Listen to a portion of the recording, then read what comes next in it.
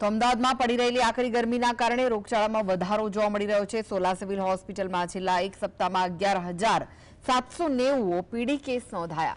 ગરમીના લીધે ઝાડા ઉલટીના 18 દર્દીઓને હોસ્પિટલમાં દાખલ કરવા પડ્યા, જ્યારે મેલેરિયા શંકાસ્પદ 251 કેસ અને ડેન્ગ્યુના શંકાસ્પદ 76 કેસ સામે આવ્યા। ઉપરાંત ગરમીના કારણે ચક્કર આવવા, બેહોશ થઈ જવું, ડિહાઇડ્રેશન જેવી સમસ્યાઓ પણ વધી છે। તબીબો લોકોને ગરમીમાં વિશેષ સાવચેતી રાખવા અપીલ કરી રહ્યા છે। તેમની સલાહ છે કે લોકોએ દિવસ દરમિયાન પુષ્કળ પાણી પીવું જોઈએ, જેથી શરીરમાં પાણીની ઉણપ ન સર્જાય। વાસી ખોરાક અને બહારનું ખુલ્લું ખાવાનું ટાળવું જોઈએ, કારણ કે આવો ખોરાક ઝાડા ઉલટી જેવી સમસ્યાઓનું કારણ બની શકે છે।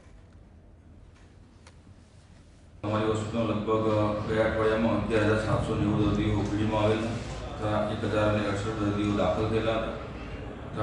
ઝાડા ઉલટીના કેસની વાત કરીએ તો લગભગ 18 કેસ हमारी हॉस्पिटल में ગયા અઠવાડિયામાં નોંધાયા તથા ડેન્ગ્યુના લગભગ 76 દર્દીઓના બ્લડ રિપોર્ટ લેવામાં આવ્યા।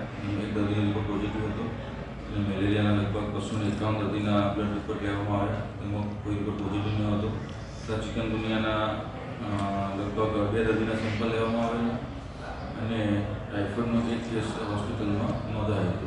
આ રીતે જુદા જુદા રોગના આંકડા જુદા જુદા દ્રષ્ટિએ અમારી હોસ્પિટલમાં ગયા અઠવાડિયામાં